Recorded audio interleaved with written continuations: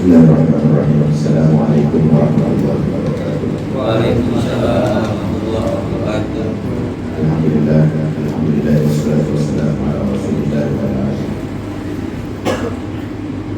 Allahumma salli wa sallim wa barik ala sayyidina Muhammadin wa Muhammad wa ala alihi wa sahbihi wa man tabi'ahum bi ihsan ila yaumil din. Subhanaka la ilma lana illa ma 'allamtana innaka antal alimul hakim. Rabbi shrah li sadri wa yassir li amri wahlul 'uqdatam min lisani yafqahu qawli. Amin. Alhamdulillah, berberkah ini diberikan kita kesempatan oleh Allah Subhanahu wa Ta'ala untuk mengangkat kita berkumpul bermuajah untuk menghadiri tahlilan dan alhamdulillah kita telah melaksanakan Rasul bukan daripada tahlilan nanti juga beberapa orang tua kita lebih khusus buat anak-anak yang mana kemarin dapat kita dibagi kebilangan dan sama-sama kita tahlilan.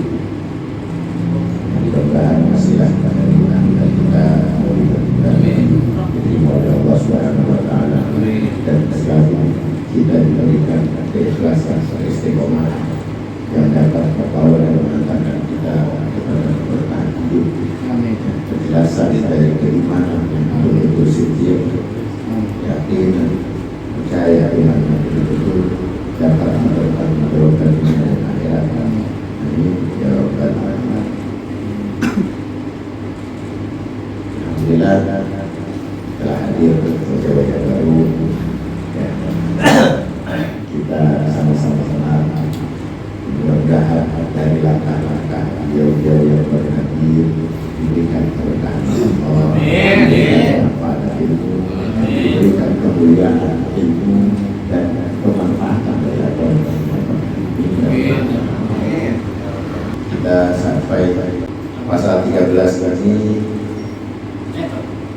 Ya, pasal 13 ini hukum atau dimulai dari adab-adab apa? Melawat ke rumah orang yang meninggal. Di sini bahasanya itu masih bahasa jadul, jadi ada pergi melawat ke rumah orang tua, orang yang mati. Jadi kita harus memaklumnya bahasa jadul, bahasa yang kita biasa dengar. Bermula sunnah membawa makanan yang matang dan sedekah kepada ahli mayit dan menghibur hatinya dan mendoakan yang mati atau membacakan Al-Quran dan tahlil. Sekalipun sebelumnya dimandikan mayit itu, maka jangan bercerita banyak dan memotong-motong banyak tertawa. Maksudnya betul-betul tadi. Maka sekalian itu patut di rumah orang kawin, kalau untuk kirang-kirangan itu bukan orang di rumah duka, bukan orang yang walimaan baru pantas. Demikian pula orang perempuan yang datang ke rumah orang kematian, maka tidak patut ngomong ribut biasanya perempuan ramai. Ngomong ribut atau tertawa dibuat seperti hari buku di rumah orang yang kawin, maka sekalian itu menumbuhkan kesusahan bagi hati ahli mayit atau rasa musibah dan juga yang bersalahan demikian itu pada aturan syariat.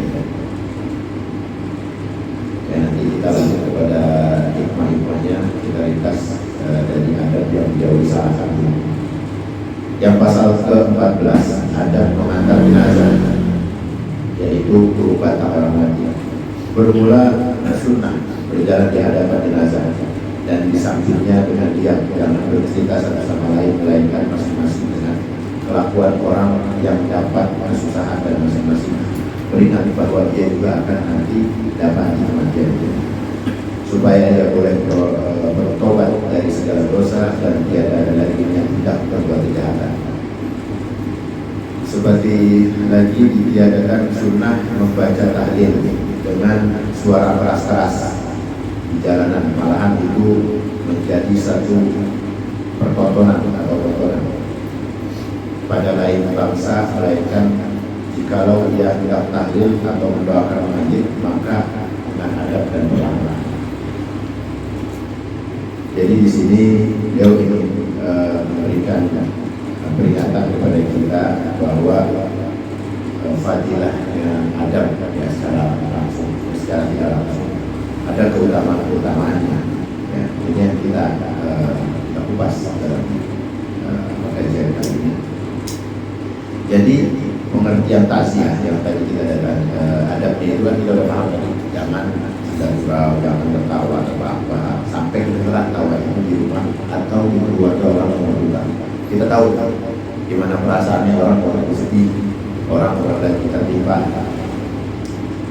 Mungkin hanya orang-orang tertentu yang malahan menjadikan ajang candaan. Orang-orang tertentu artinya orang-orang stres, keluarga kata berpendidikan, yang malahan kita datang lebih lama, dia yang kita.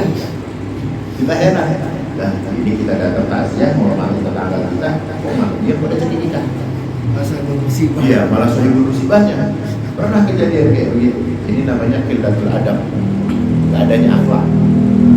Ini jangan sampai orang-orang di sekeliling kita itu punya kejadian kayak begitu. Artinya kalau aja ada yang begitu kita tarik, karena kita udah ngaji sekarang, karena kita udah dapat maklumat, maka kita ingatin ya, kita nasihatin, nggak etis, nggak lazim. Antum, ya terutama antum ya, artinya seorang sahibul musibah, keluarga sahibul musibah kok malah ada cekatan sedikit yang kedengeran, padahal kita yang bertakziah pun diperingatkan untuk tidak bersegar-gurau. Ini salah satu adab yang harus kita jalani. Ini makin akhir zaman makin akhir ini aneh-aneh. Orang buka, ya maaf ya, kita itu kalau lagi takziah buka HP cekak itu udah sering banget kejadian sekarang begini.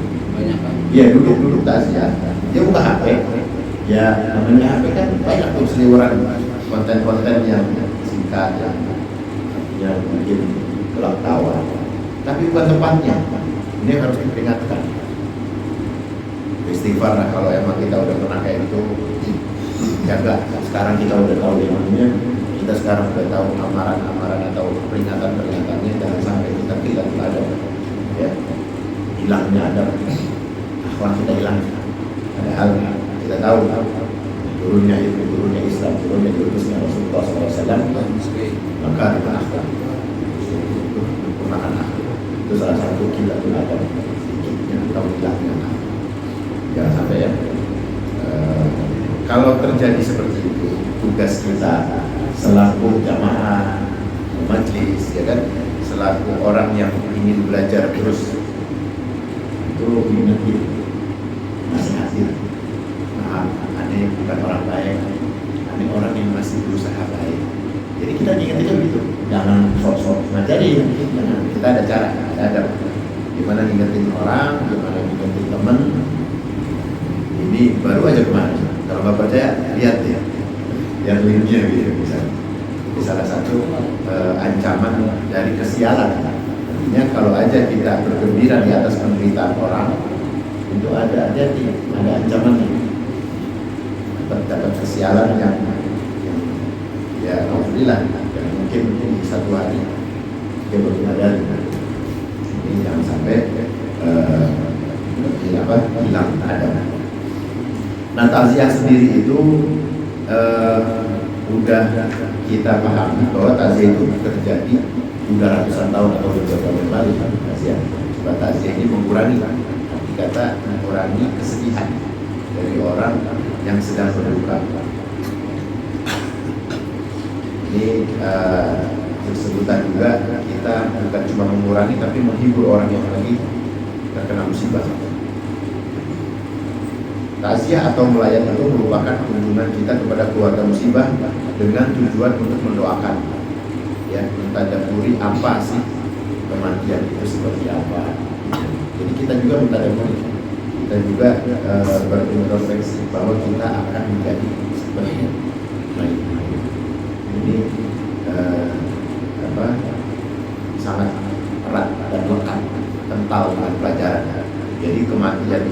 pelajaran dan penghadisan, pelajaran yang paling tinggi di dalam kehidupan.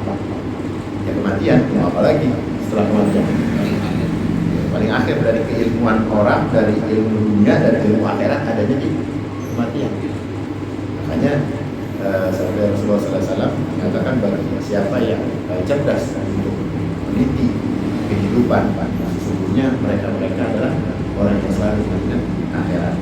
Jadi kecerdasan akan menyiapkan kehidupan setelah kematian itu